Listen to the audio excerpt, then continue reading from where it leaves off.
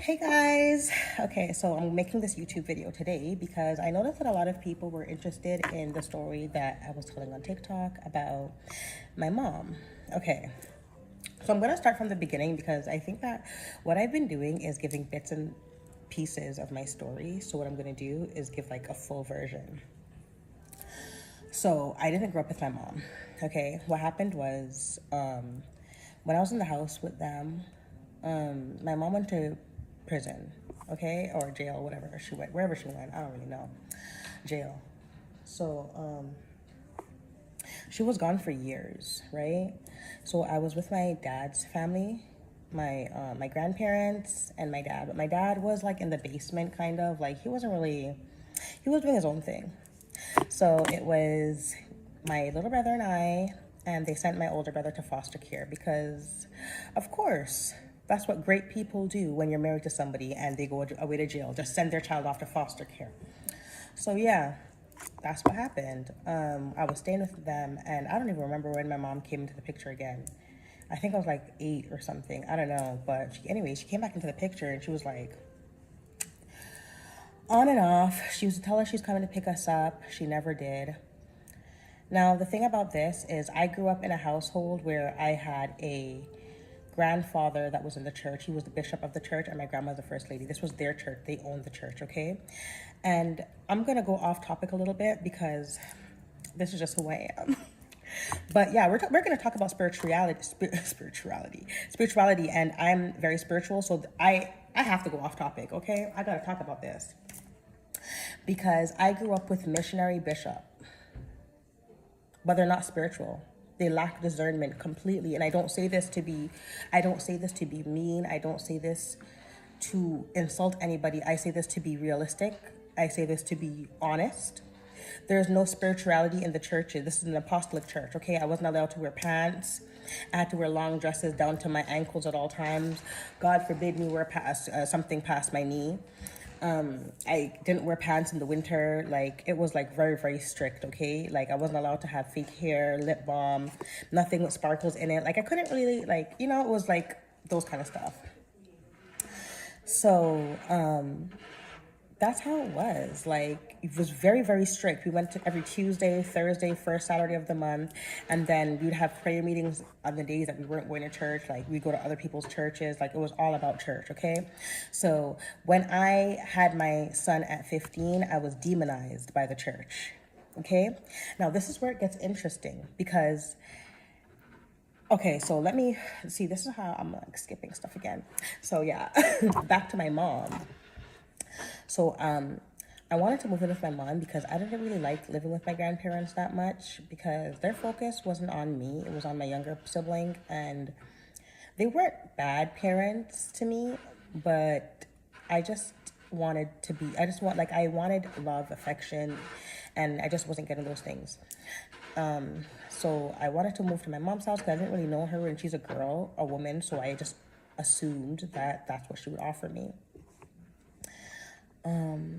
So that's what that was. I asked if I could move in with her when I was 11. My dad, that was the age that I was told I was able to make the choice by the courts. My dad said no. I was like, all right, cool. I had to move in with him at 11. Okay, so 11 is when I left my grandparents' house and went with my dad. But he was extremely abusive. All he did was drink and watch pornography. Like, the house was filled, like, the thoughts, like, I was so scared to sleep at nights. Like, to live in a house with a man who has pornography all over his room. You're in your room. You're an 11-year-old little girl, mind you. And all you can hear is moaning down the hallway and all kind of nasty stuff. I used to want to close my room and lock my door. He told me that no doors locked. I was so scared to be in that house. Scared, okay? Scared. It was like creepy. And he was always drunk. It was the creepiest experience ever. And he was always beating on me, like, for, like, literally, like, I didn't have to do anything at all. Like, he was just angry. Eventually, I asked him what was the problem. When I was around 19, I asked him because I didn't really want to talk to him and stuff, And his excuse then was that he was sexually frustrated, and that's why he treated me the way he treated me when we lived there. So anyways, long story short, I wanted to run away because, like, I was in the basement at that point, depressed. His house was infested with rats. He didn't care about me at all. He took away my phone, took away everything to give to his new girlfriend that was in Jamaica and her kids. And like, yeah, like the man was treating me awful. But then that's the thing, right? That's how they were all treating me. He was treating me like that from a child. His parents was treating me like I went to their house. I told them I wanted to unalive myself if I had to go back to his house because it was awful there. These are church people, mind you, like first lady of the church. These people are giving advice to other people and people are taking their advice. And at this point when I wanted to unalive myself and move away, I was, I think 13 or 14. I think this was before I turned 13. I think I was like 12 turning 13. Something like that. Or no, I was 13 because there was just so much going on that I really didn't want to live there because my little brother ended up leaving his house because he was malnourished because my dad, that man don't care about his kids. So anyways, but they just left me there obviously because why would they take me? So anyways, I left. I told them I was going to run away or unalive myself, and I ended up running away to my mom's house. I told them I was going to do laundry at her house, and I ran away. So I went to her house, and it was cool at first until it was permanent. It was like 2 weeks into it, then she just changed. I remember going to her room, and I was like, "Good morning, Mom," and I remember she was like, "Bitch," and I was like, "What?" Like, I was so confused, like, what what changed overnight? But anyways, yeah, like things just changed and she didn't want me there. It was so uncomfortable being there. She didn't want to cook for me, her and her son. Like, it was weird. He would be like, "Oh, that's mine, that's my food, like don't touch it." Like, it was some weird stuff going on in the house. So I just stayed in my room. I wanted to leave too. I became boy crazy because honestly, I guess at that age, 14, none of your parents want you around. Like, I was boy crazy. I wanted a boyfriend so bad. So I was basically just talking to anybody I could talk to be honest. It wasn't really about looks or person. It was just about, if you liked me, I would talk to you because I was desperate for affection. I had nobody that cared about me in my life, right? So I was talking to anybody. So I was talking to this guy and I ended up getting pregnant when I lost my virginity, right? But that turned out to be a blessing in disguise. But see, I go to there because my mom said she knew I was going to get pregnant before I got pregnant and she knew I was going to have a son. Okay? Now, the thing about my mom is, at this point at 15, I'm thinking she's psychic for real because when I was younger, I used to have all these nightmares about her being a witch. And I'd go to her house and I would tell her and she would like laugh it off. I'm like, "Yes, I'm an aunt. I just come." She's like, "I'm not going to hurt you, but I come to see what's going on in your house." You know what I mean? And I'm just like, okay. I believed her because my dad left her. So I'm an empath and I was an empath from a child. So it's like the thing she was saying, like, I got it. Like, my dad had a new girlfriend and he was out with her kids and taking care of her kids. So I got it. You know what I mean? Because even like low key as a kid, I kind of felt that way too. Because I was like, damn, like, Mom, he don't even care about us. Like, he would leave me and my little brother in the car for hours and go party. Like, he was on some weird stuff. So if she said she wanted to spy to make sure we were okay and what was going on, I got it, right? So when she told me she knew, but I was like, that's so weird though, because I'm like, if you knew I was gonna get pregnant, the day before I got pregnant, I tried, like before I lost my virginity, I tried to come to you, and I tried to ask about intercourse and safe ways, and you told me to get the hell out of your room. So I was like, anyways, I had she wanted to put me in foster care or a group home, and the lady didn't want me to go in a group home because she was like, there's no issue, like she's not doing anything, like you can't tell me why you don't want her in your house. Anyways, long story short, right before, because this whole thing, they found out I was pregnant. So then the lady's like, okay, well, at least she can go on her own now, like whatever, blah, blah, blah, 15, right? But then I ended up staying at her house. The social worker begged her to keep me, and she did.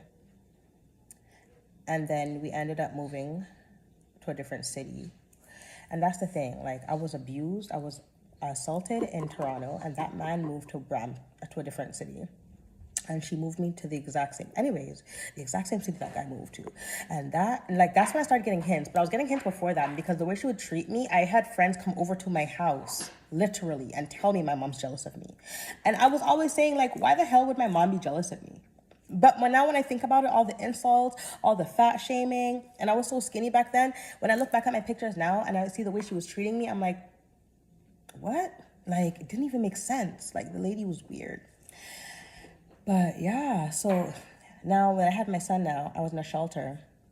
I ran out of her house because her mom that was deceased was running me out of her house. Like I would have nightmares every day. But now when I look at it, I don't think my grandma was running me out of the house. She was protecting me from my mom because she knew what my mom was doing behind my back, and that was what the issue was. My mom was working unaliving magic, trying to swap with me so I would get depressed, end my life, and she can go forward. But it did not work out that way. That's why she had the stroke. That's why she's handicapped right now, because God was trying to warn her to stop working obia on our kid, and she never wanted to stop. That is why. And I was the same one in the hospital taking care of her when she had the stroke. And till this day, if you ask her, she'll never say I was there. Why would she? Yes, I made so much sacrifices for that lady, especially when she gets sick. But why would she give me any credit for what? Anyways, yeah, that's what I'm trying to tell you. Like, these people are twisted, right? And then the church people, the missionary and bishop, they shunned me. Yes, they demonized me. Oh, you can't stay here. Oh my gosh. Even after this, okay? Oh, and you know what the best part is? The other day I was talking to my grandma. Not the other day, because I don't talk to those people like that. But like a few years ago, before I stopped talking to her for real. And I was telling her, I'm like, this is when I guess first got my awakening, and I was like, you guys don't mess with me for real. And so I was like, Grandma, what about when I was 15 or 16 and I was in that shelter with Christian by myself? Like, I'm like, did you even come to see if I had a loaf of bread, a pack of chicken? Did any church people come? You guys are so holy. Did anybody come to see if I was okay? She said, oh, I visited you one time, remember?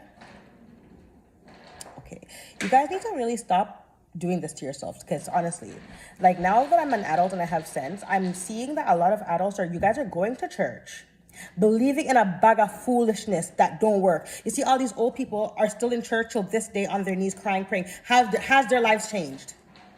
Oh, wait, no, their lives are the same. You know why? Because they're not doing anything really, they're just praying. They're not actually fixing themselves. And I'm telling you guys how to fix yourself. You guys don't want to know.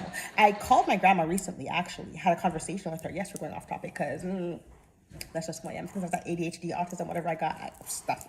So anyways, I called her recently, actually. No, well, she called me. But still, same thing. She called me recently. Like recently as in a few weeks ago.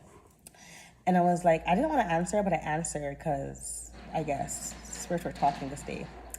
And I was like, oh, I heard about the crime that's been going on in your neighborhood. And she's like, oh, it's going to come by your area soon because God doesn't mess with evil people and this. And I'm like, first of all, nobody talks to you. Why are you calling me with this? So I'm like, listen to me. You're trying to condemn me, call my phone to convict me and condemn me. And I'm like, God is not that. God is not God. God is love. God doesn't hate. God doesn't call people to judge. You're mad that I had a kid when I was 15 because, like, why does that affect you now? You didn't do anything to help me then. So why are you calling me now? How much years later, 14 years later, still, or 15 years later, still mad? You're churchly, right? You're supposed to be forgiving and help people. How is that godly? You guys go to church, like, you guys got to stop for real, because this is not godly, for real. And I'm here to tell you that this is not godly. I am sent from the divine to tell you that this is not godly. You guys treat God's people like this. I'm here from God, sent from God. How do you know that I'm sent from God? Look how much unaliving magic was sent on me. People paid people thousands of dollars to unalive me, but here I am, looking at you, talking to you.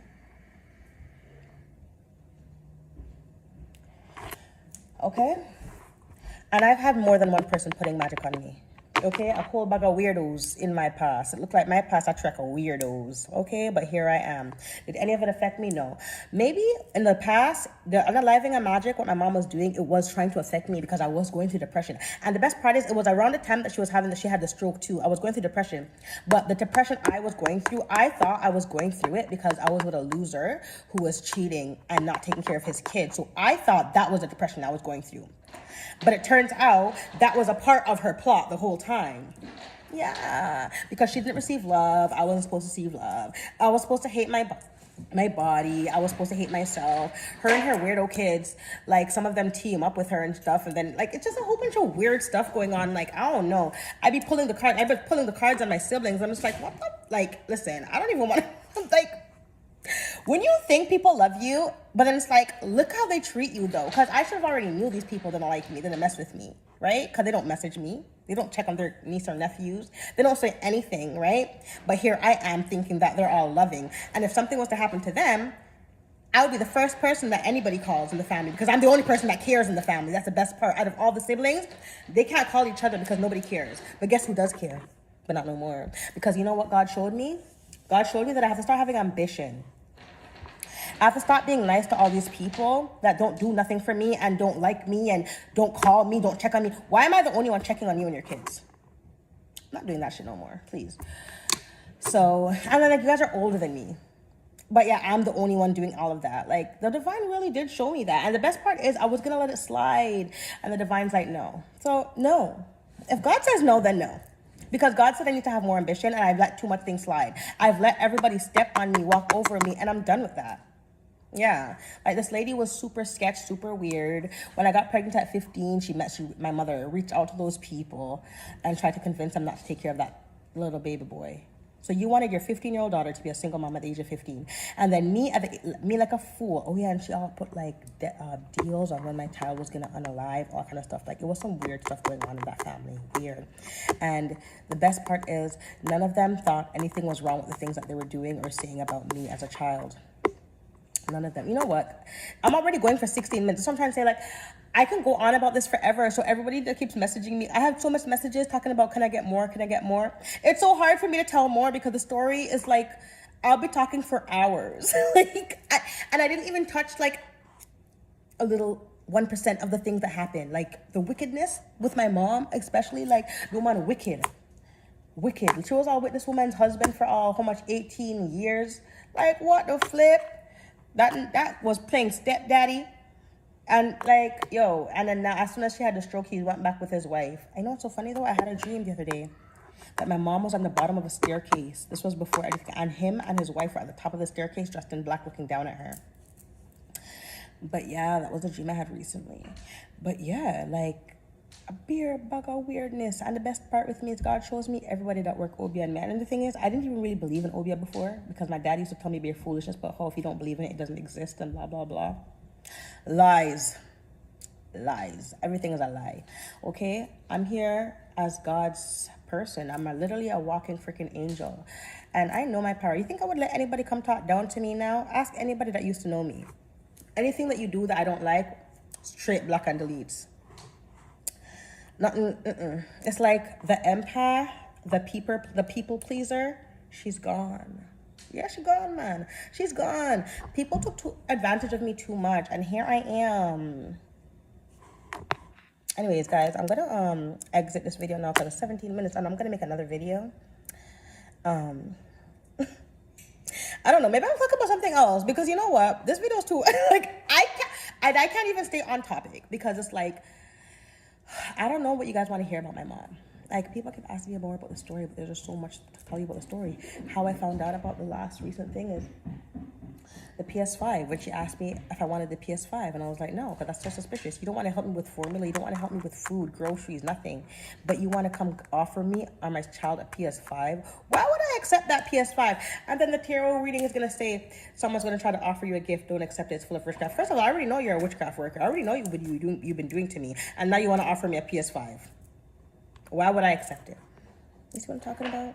It's like every time, and then I made the video the other day, and then the white noise turned off in the background right when I said it. Like, come on, I don't need no more confirmation. The woman's like crazy, like she's off. And the best part, and then she tried to reach out to my kid's father, like the same night too. But you know why? Because she knows. Yes, you cannot mess with God's chosen. Stop it. I want it backside this. Anyways, yeah, you can't mess with God's chosen. Stop trying to play God. You're not God. Stop trying to play God. And you know what? I'm going to say that about church people too, the bishops and the missionaries. Stop trying to play God. You guys go to church, bully people. Yes. I remember when I was in the shelter, I used to go to church and people were like, oh, why you won't have that dress?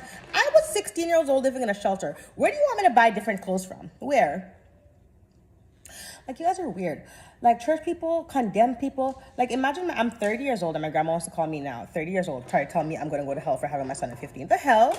What about her son that she had out of wedlock? Her other kids that she had out of wedlock that she pretends that she never had, that I know about, obviously, because God showed me them. Girl, boo. Like, I'm not even. Like, I can go on about these church people forever because they're the most wickedest set of people ever. There are demons around those people. Oh, when she called me the other day, yo, all I could hear was demons crackling. God's like, don't even fight with her. It's a demon. It's a demonic spirit. It's attached to these people. I can go on for years, guys.